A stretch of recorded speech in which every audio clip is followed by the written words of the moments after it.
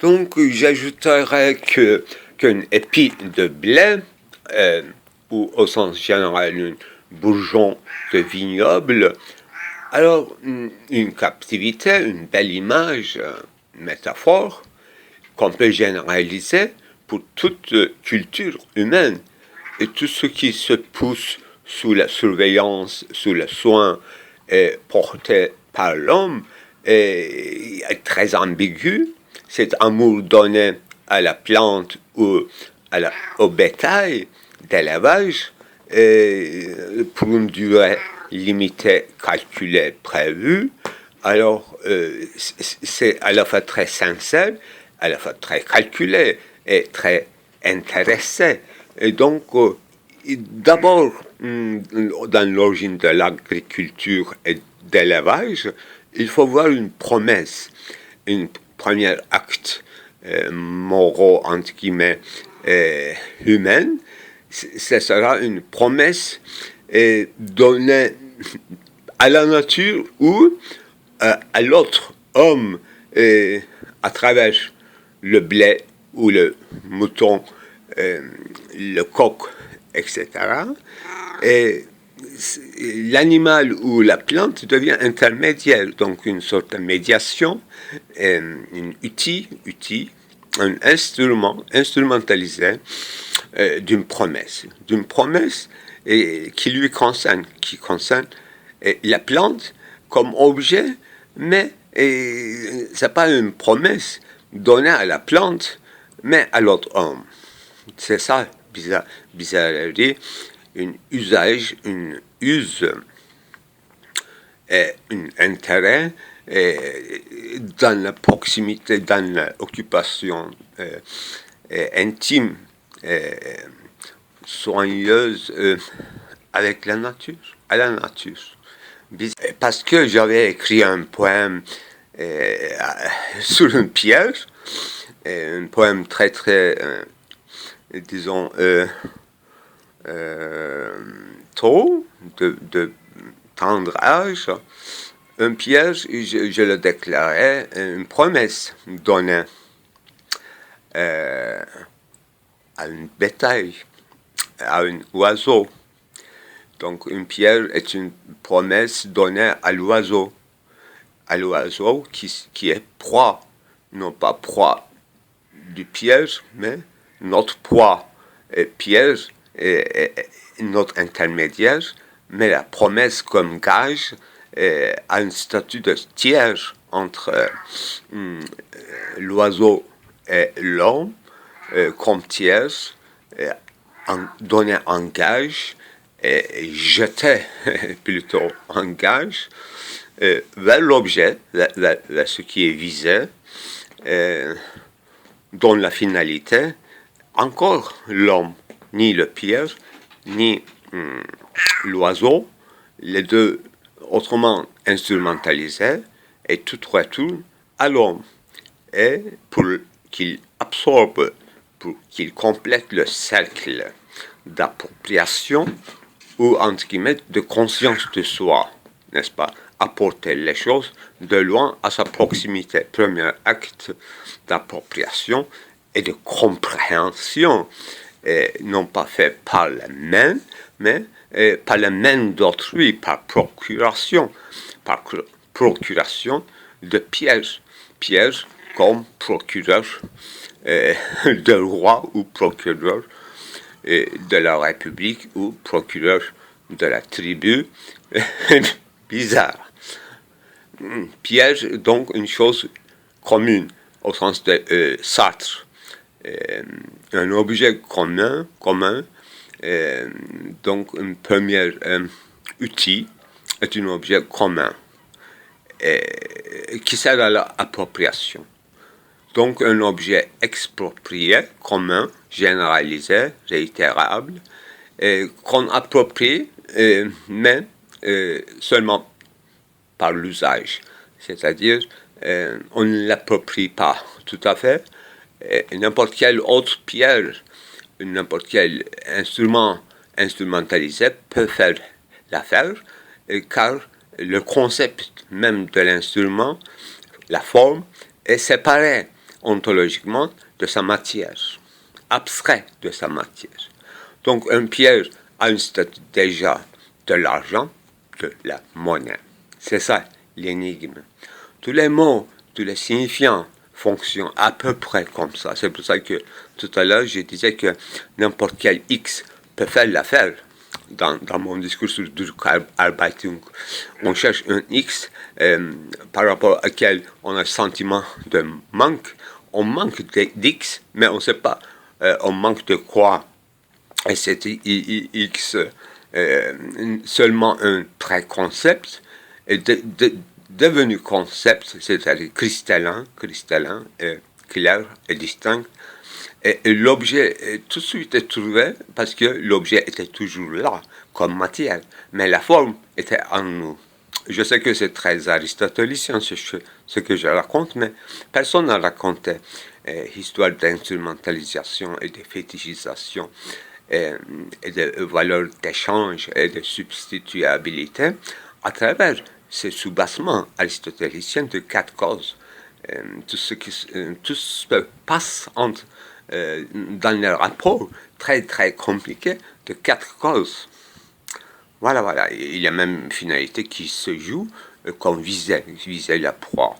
Et bien, effectivité, c'est justement cette transformation, métamorphose de n'importe quel X comme matière substituable, cette substituabilité même effectuée, le moment où d'effectuation s'appelle cause efficient, c'est ça. On ne peut pas être plus clair dans l'explication, mais on peut en donner des autres descriptions phénoménologiques, bien sûr. Et c'est Heidegger qui travaillait sur 4 causes, n'est-ce pas? Éon, ce qui est toujours là, éon, comme le temps éternel. Et il y a une éternité des actes temporaux, et il y a le temps que nous connaissons, le temps qui prend, qui se donne pour réussir une chasse, par exemple. C'est autre chose, ce n'est qu'une image de l'éternité, comme disait Platon cette fois-ci. Si la cause, au fond, n'était que le temps éternel, cause, c'est-à-dire les lois abstraites, les formes, les lois, eidos, les essences, qui se varient par retention et protension, par tension, par contraction. Un temps contracté, c'est le moment où on trouve l'X en tant que X et qu'on le renomme.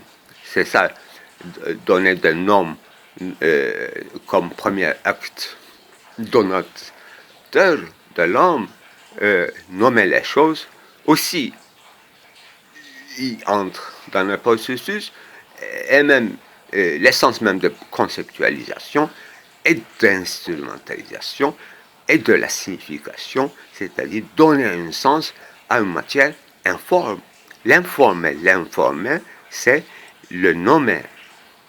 Voilà, tout Moyen-Âge, tout nominalisme, tous les universaux et singuliers aussi résolus maintenant, après Aristote de premières heures, donc l'Antiquité, Moyen-Âge aussi résolu, et à travers l'explication sur le langage ou les pronoms, n'est-ce pas, appellation, et non pas par le nom, mais par le pronom, c'est-à-dire ceci ou cela.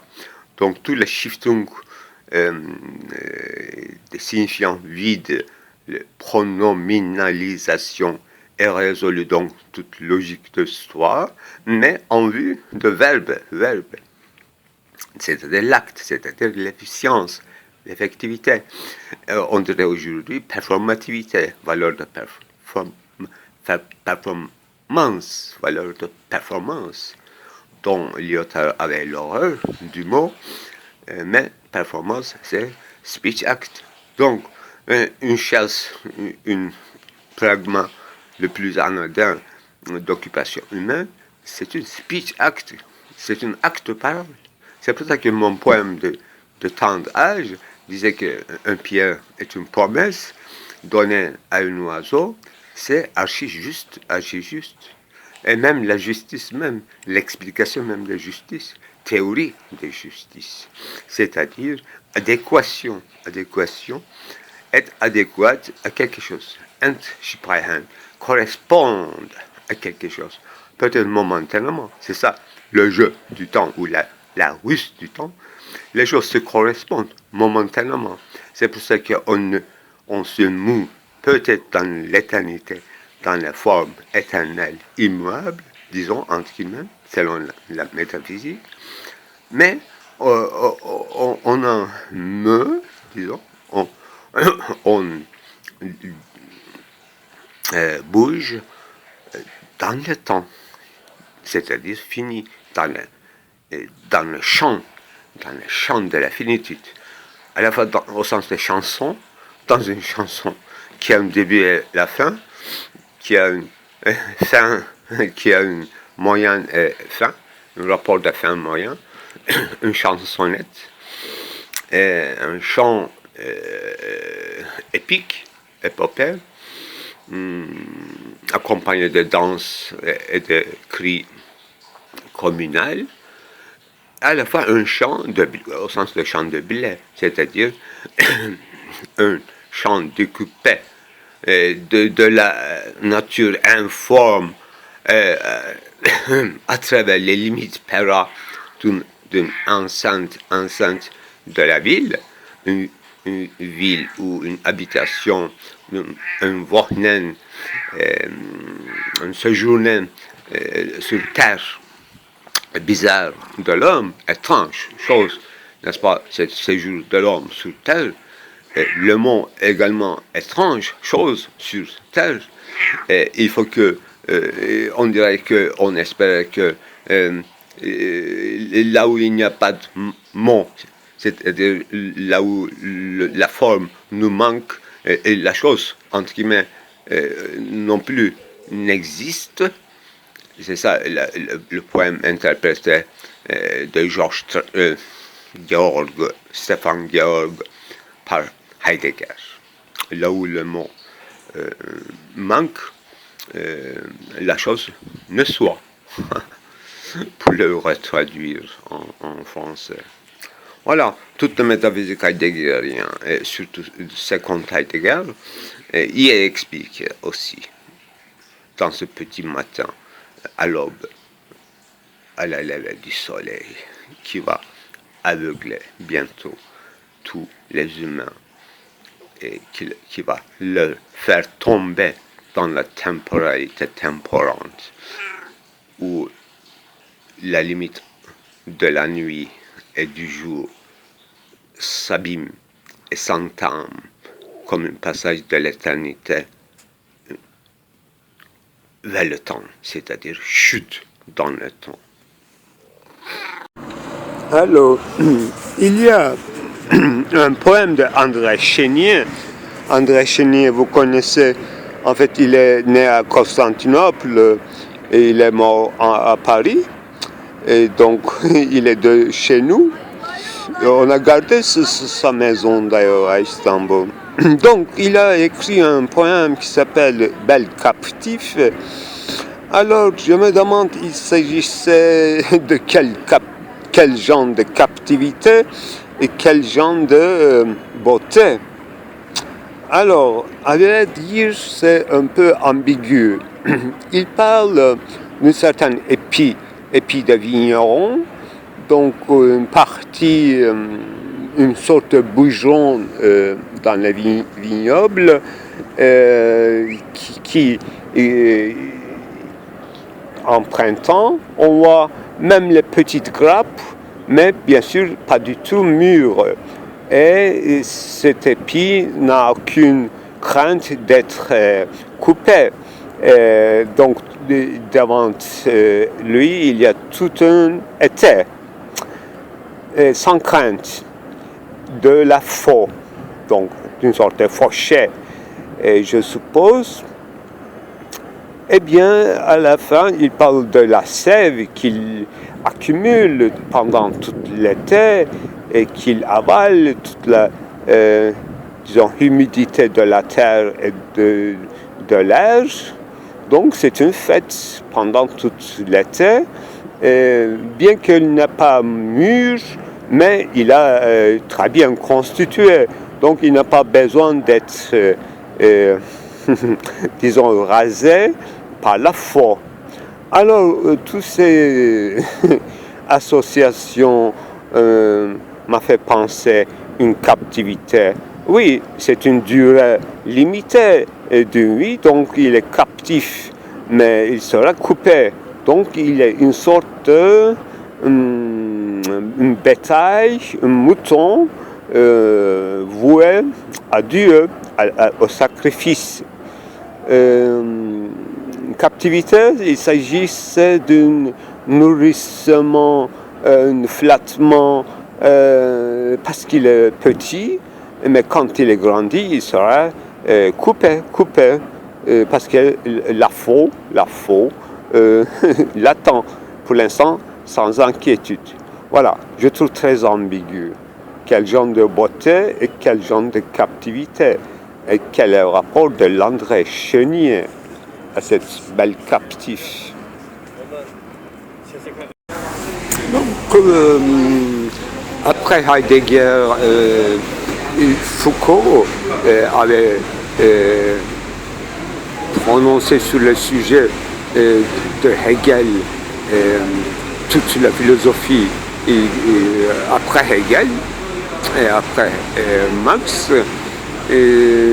En pensant à la philosophie française contemporaine, bien sûr, alors ces philosophies se positionnaient contre Hegel, plutôt contre à la dialectique d'opposition. Mais Foucault disait qu'après Heidegger, je souligne parce que c'est la première fois Heidegger qui avait montré l'absurdité de s'opposer à la dialectique. C'est une manière de l'affirmer. Foucault aussi, d'une manière plus élégante, il dit cela. Le fait même d'opposer à la dialectique, même hegelienne, prouve une fois de plus qu'on est dans un processus dialectique, en plus dans le pire des camps, c'est-à-dire l'opposition, même pas une synthèse. Voilà, il y a des recherches chez Deleuze, par exemple, des oppositions qui ne sont pas caricaturales, mais seraient de l'ordre de différence. Voilà, c'est une manière de réformer la dialectique et non pas opposer. Donc, on ne peut critiquer qu'une certaine conception de la dialectique formulée et conçue par Hegel, et il faut y retourner pour se ressourcer à la conception héraclitienne de la dialectique, n'est-ce pas, qui est ontologique, une polémos ontologique primaire qui fait bouger toute chose, qui est responsable de tout devenir, toute modification et changement, tout être est issu de ce polémos. Et c'est presque impossible d'arrêter et mettre un terme à ce processus chez Héraclite. Donc il faut chercher et formuler, essayer de décrire comment et dans quel niveau, dans chaque époque, même dans les lieux insoupçonnés, comment dialectique encore se dévoile, nous fait montrer, nous fait tomber dans les pièges, nous fait vivre d'une insouciance partielle, opposée, soit être opposé tour à tour. C'est la condition de finitude bizarre, c'est la condition d'être enfermé dans une monade avec une seule point de vue, soit opposé, soit être opposé, alors là, c'est affirmer que chaque être, comme Anaximandros, comme il existe, donc il est sujet à la disparition ou à la discorde, il est sujet à l'injustice par son existence même. Il fait l'injustice et il subit l'injustice. Donc Héraclite et Anaximandre a une communauté de penseurs, étant les deux très socratiques bien sûr, et nous ressourçons de Anaximandre, de sa conception d'éthique ontologique, eh bien ça c'est presque la même chose avec Héraclite. Le calcul de l'inconscient, pensée profonde du rêve, et tout ce qui se croise en signe pour s'enchaîner, peut en faire une histoire, soit superficielle ou artificielle, mais qui dit quand même néanmoins quelque chose par rapport à la date, à la journée, à l'endroit, au trait du visagité, ou corporité, l'affect, sentiment, ou, à vrai dire, la pompe, c'est-à-dire spectacle, dans lequel, ou à travers lequel on passe, on traverse, on voyage, on scrupule, on y examine et on y, finalement, on y couche de bonnes heures, des moments, des heures, des minutes et des battements du cœur, ce qu'on appellerait une effusion. Tandis que l'inconscient guide dans des endroits, c'est comme tâtonnement, mais disons que Horkheimer, voix off, guide, mais c'est comme dans un autre film. C'est-à-dire que la conséquence ou le début et déroulement, ça n'appartient pas à ce film, mais finalement le film était le même. Ou bien, dans la scène du film, il y a un autre qui en était la vérité et qui n'est jamais filmé, qui se ressurgit, mais seulement dans le rêve. Et en réalité, en visionnant, on n'en voit que les traces, petits signaux. Et puis réveillant, on en voit une dissolution totale et une certitude incroyable d'y avoir été et non pas seulement visionné, mais traversé,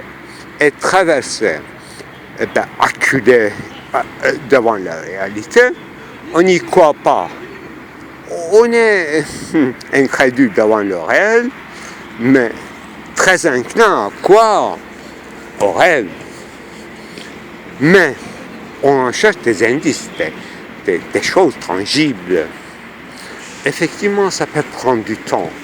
Il faut laisser scander l'événement, ou bien avènement, parce que on ne peut pas s'empresser.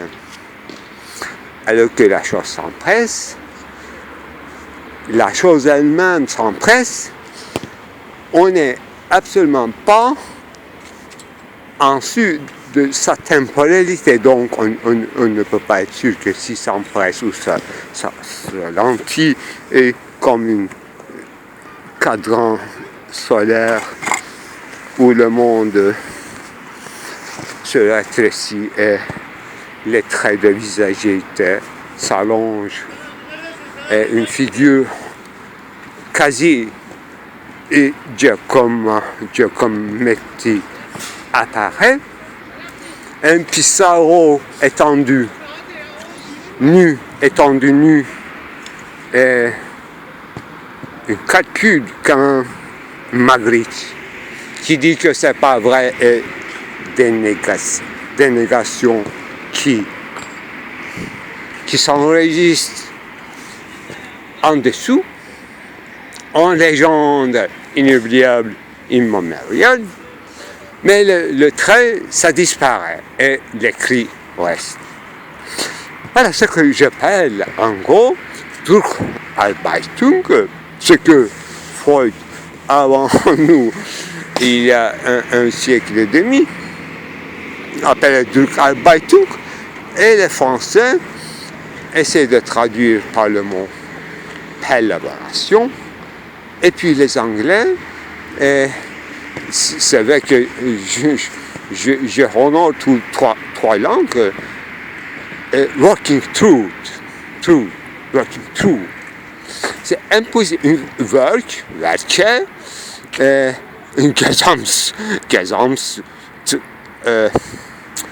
Kunstwerke, je dirais, impossible à réaliser. C'est parce qu'il est impossible qu'on est en train d'en faire des esquisses et des tableaux et des séquences et des scansions, et on n'en trouve pas le rêve, on n'en trouve pas l'original. Et c'est une hantise qui se fait dans un laps de temps, c'est pas une histoire. Ça n'a pas une histoire personnelle singulière, mais chaque histoire singulière personnelle, eh bien, ça colle comme quelque chose de secondaire, étranger, mais incroyablement vraisemblable, et qui finit par nous faire croire que c'était ça, X transcendantal. Et c'est dur à avaler, mais c'est léger en son. Parce qu'on trouve toujours une sortie, parce que n'importe quel X, signe, indicateur, peut faire l'affaire. Et c'est ça, bonne nouvelle.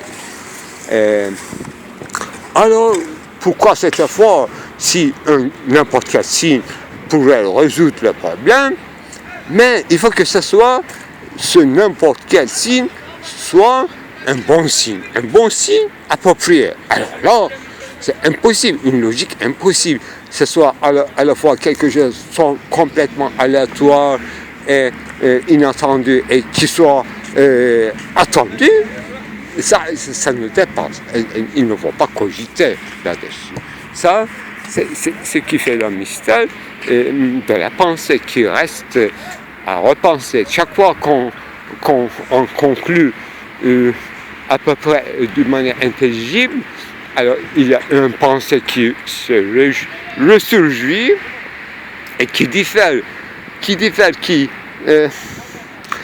éloigne, qui efface tout ce qu'on a dit et pensé, dessiné, et on recommence. Je suis intelligible, je suppose. Ce soir au moins, au revoir.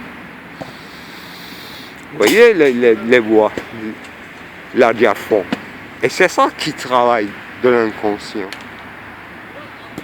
Et c'est implacablement en place, tout job. C'est implacablement, tout est en place et en joue d'une heure en jouet.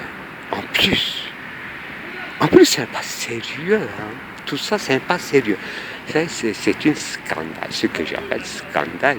Si c'est pas sérieux, si ça prend tellement du temps, alors là, le monde, alors là, et c'est pas du tout sérieux, mais c'est archi sérieux. Ça, je ne peux pas expliquer. Pour l'instant, je ne peux pas expliquer. Je vais être audible, intelligible, autant que c'est possible. C'est pour ça que je répète.